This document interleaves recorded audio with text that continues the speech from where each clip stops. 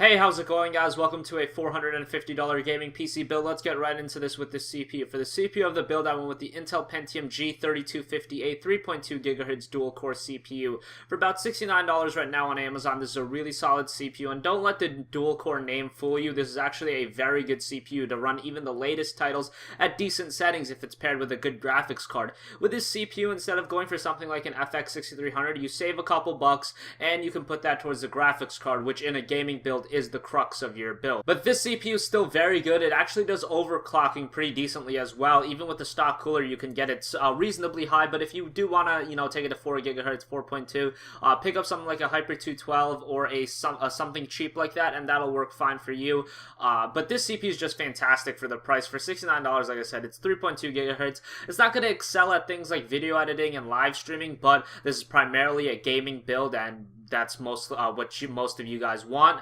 It can still do things like, recording videos while playing games. Just don't expect anything crazy out of this as far as editing goes. Still, a fantastic CPU for the price point, and like I said, with this, you're going to save a couple bucks compared to like the FX 6300, and you can put that towards the graphics card.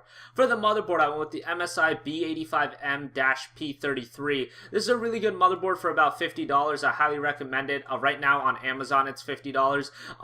Not a lot of features on this, only 2 RAM slots, obviously no option to go for an SLI or Crossfire configuration, but it's cheap. It supports your DDR3 1600, so that's pretty good, and yeah, it's cheap, it's gonna work. MSI makes some pretty good motherboards, and they have a good warranty policy, so I really like MSI's boards. So, it also has USB 3, SATA 6, a couple good things like that, but again, you're not gonna be getting all the features in the world, just because of the price point. It is $50.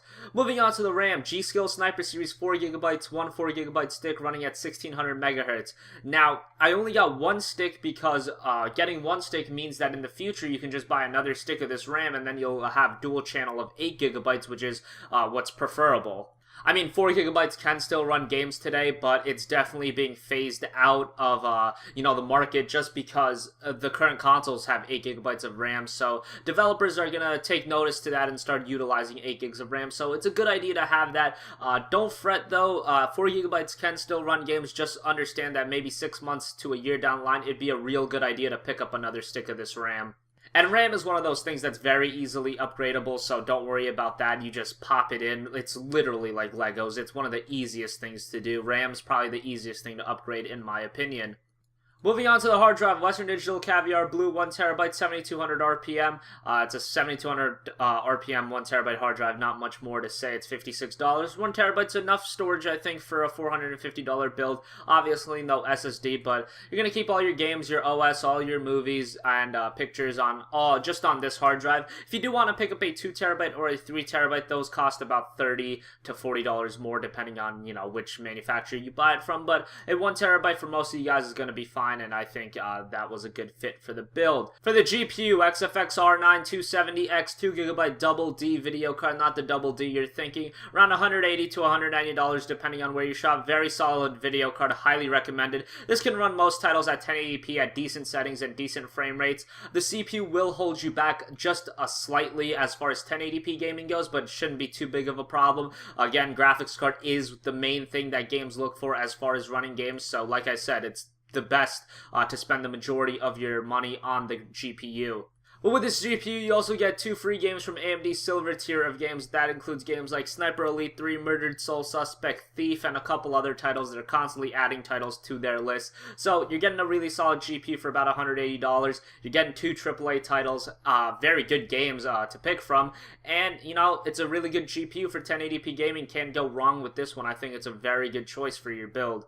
Especially at this price point, expect it to, run games like Battlefield 4 at decent settings, decent frame rates, and upcoming titles like Witcher 3, Battlefield Hardline, Shadows of Mordor, games like that, you're going to be running with decent settings and decent frame rates. For the power supply, EVGA 500 watt, 80 plus bronze certified power supply, just an EVGA 500 watt power supply, it's 80 plus bronze certified, $35, thought this was good for the build. The Pentium uses like no power, and the R9 270X is pretty power efficient for its performance, so 500 watts is going to be perfectly fine. Obviously in this build you're not going to be going for a Crossfire SLI configuration due to the motherboard's limit, so that should be fine as well. So yeah, this power supply just seemed like an all-around winner for the build. Finally for the case, the Antec 1 AT ATX mid-tower case. Only $38 right now. Newegg actually just slapped on a mail-in rebate recently to this case, and now you can get it for $50 and a $12 mail-in rebate, bringing it to $38. Very good price for this case, and highly recommended. You know, it's a solid mid-tower case, kind of basic on the exterior, but the interior is what matters, and its interior is exceptional, so highly recommend it for about $50, and with a mail-in rebate a little bit cheaper.